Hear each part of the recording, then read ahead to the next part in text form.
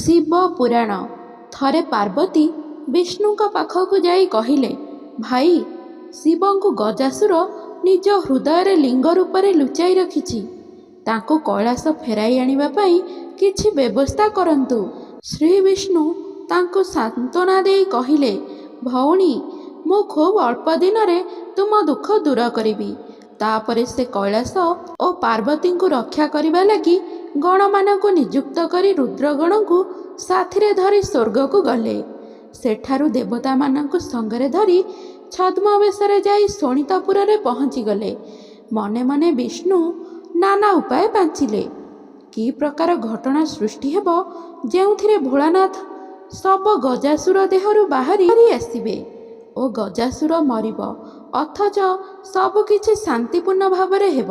ଅନେକ ଭାବି ଭାବି ସେ ଏକ ଉପାୟ ସ୍ଥିର କଲେ। ସେହି ଅନୁସାରେ ରୁଦ୍ରଗଣଙ୍କୁ ଓ ଦେବତାମାନଙ୍କୁ କାର୍ଯ୍ୟ କରିବାକୁ ସେ ଆଦେଶ ଦେଲେ। ସେମାନେ ସମସ୍ତେ ଏକ ବାଦ୍ୟକାର ଓ ନୃତ୍ୟକାର ଦଳ ବାନ୍ଧି ଗଜାସୁର ରାଜନଅର ଆଡ଼େ ଚାଲିଲେ। ନନ୍ଦୀ ଏକ ଷଣ୍ଢ ହୋଇଥାନ୍ତି। ବିଷ୍ଣୁ ତାକୁ ନଚେଇବା ବାଲା କେଳା। ଅନ୍ୟ ଦେବତା ଓ ରୁଦ୍ରଗଣମାନେ ବିଭିନ୍ନ ବାଦ୍ୟକାରୀ ସାଜି ସାଙ୍ଗରେ ଚାଲିଥାନ୍ତି।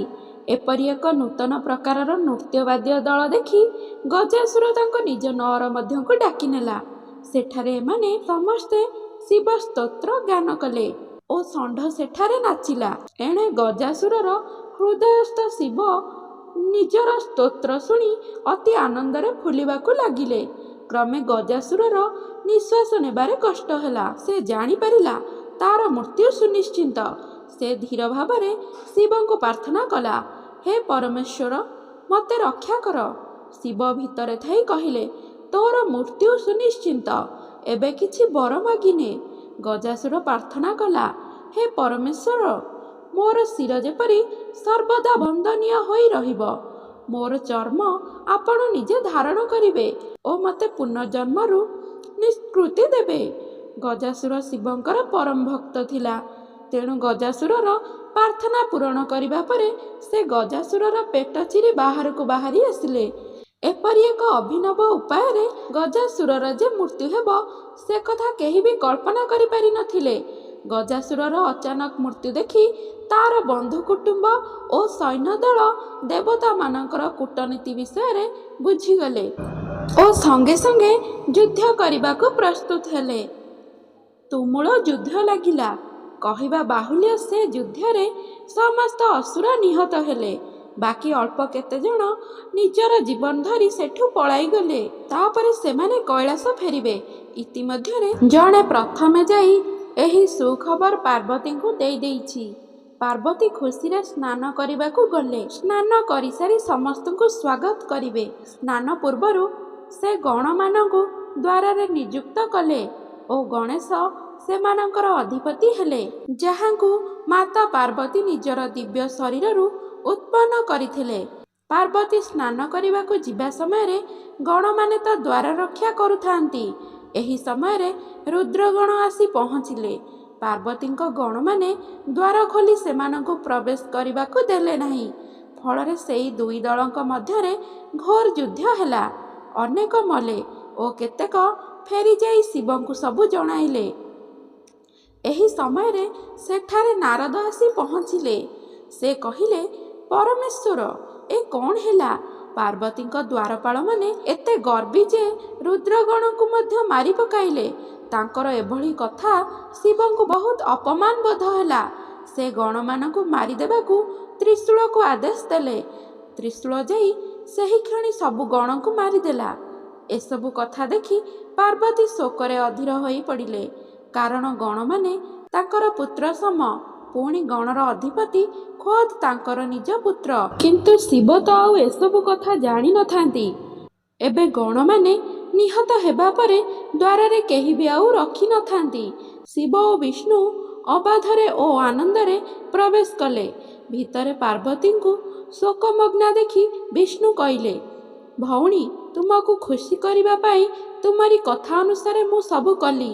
ଗଜାସୁରର ମୃତ୍ୟୁରେ ଯେତେବେଳେ ତିନି ଲୋକ ଆନନ୍ଦିତ, ସେତେବେଳେ ତୁମେ କାହିଁକି ଶୋକମଗ୍ନା?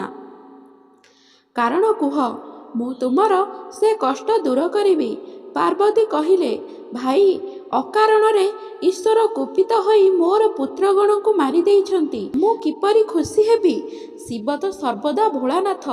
ଏତେ ଘଟଣା ସବୁ ହୋଇଯାଇଛି ଯେ ସେ କିଛି ମନେ ରଖିନାହାନ୍ତି। ତାଙ୍କୁ ସବୁ କଥା ବୁଝାଇ ଦିଆଯିବା ପରେ ସେ ସବୁ ଦୁଃଖିତ ହେଲେ ଓ ନିଜ କର୍ମ ପାଇଁ ବହୁତ ଅନୁତାପ କଲେ। ତାପରେ ସେ ବିଷ୍ଣୁ ଓ ପାର୍ବତୀଙ୍କୁ କହିଲେ କି ଯାହା ତ ହେବାର ହୋଇଛି, ଏବେ ସେମାନଙ୍କୁ ବଞ୍ଚାଇବାର ପ୍ରଚେଷ୍ଟା କରାଯିବ। ସେତିକି ବେଳେ ହିଁ ଶିବ ଗଜାସୁରକୁ 3ଟି ବର ଦେଇଥିବା କଥା ପ୍ରକାଶ କଲେ।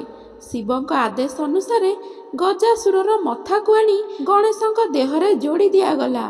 ତାପରେ ଅନ୍ୟାନ୍ୟ ଗଣମାନଙ୍କୁ ମଧ୍ୟ ସେହିପରି ଭାବେ ବଞ୍ଚାଇ ଦିଆଗଲା। ସେମାନେ ସମସ୍ତେ 21 ଜଣ ମିଶିଗଲେ। ଏବେ ସମସ୍ତେ ଆନନ୍ଦିତ ହେଲେ। ଲମ୍ବୋଦର ଗଣେଶଙ୍କୁ ଦେଖି ଶିବ ଖୁବ୍ ଖୁସି ହେଲେ। ଗଣେଶ ମଧ୍ୟ ପ୍ରଥମ ଥର ପାଇଁ ପିତା ଶିବଙ୍କୁ ଦେଖି ମହା ଖୁସି ହେଲେ। ଦେବତାମାନେ ଓ ରୁଦ୍ରଗଣମାନେ ଗଜାସୁରର ମୃତ୍ୟୁ ଯୋଗୁଁ ନାନା ପ୍ରକାର ଉତ୍ସବ କଲେ। ଏହି ମହା ଉତ୍ସବରେ ବ୍ରହ୍ମା ବିଷ୍ଣୁ ଓ ମହେଶ୍ୱରଙ୍କ ସମେତ ଅନ୍ୟାନ୍ୟ ଦେବୀ ଦେବତାମାନେ ଉପସ୍ଥିତ ଥାଆନ୍ତି।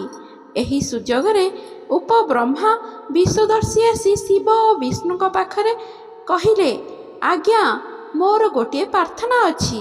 ସେଇଟି ପୂରଣ ହେଲେ ଏହି ଉତ୍ସବଟି ସମ୍ପୂର୍ଣ୍ଣ ହୋଇପାରିବ।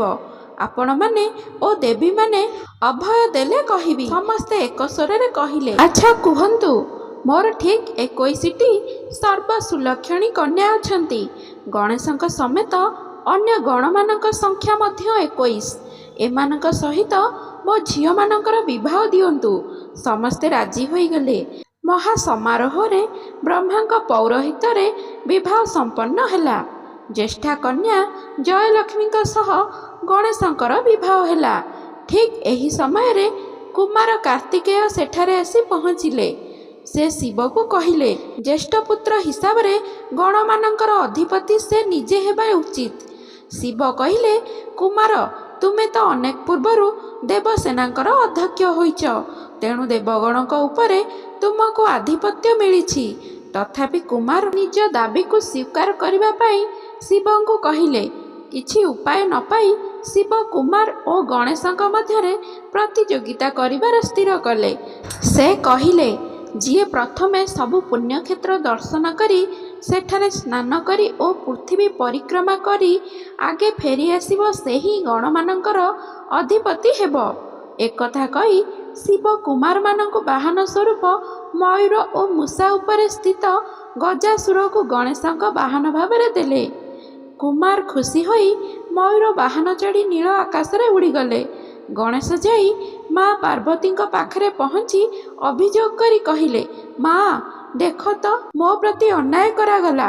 କୁମାର ଶକ୍ତିଶାଳୀ ତାଙ୍କୁ ମୟୂର ବାହନ ଦେଲେ, ଆଉ ମୁଁ ଖର୍ବକାୟ ଶୂଳ ଲମ୍ବୋଦର, ମୁଁ କିପରି ମୂଷା ଉପରେ ବସି ପୃଥିବୀ ପରିକ୍ରମା କରିବି?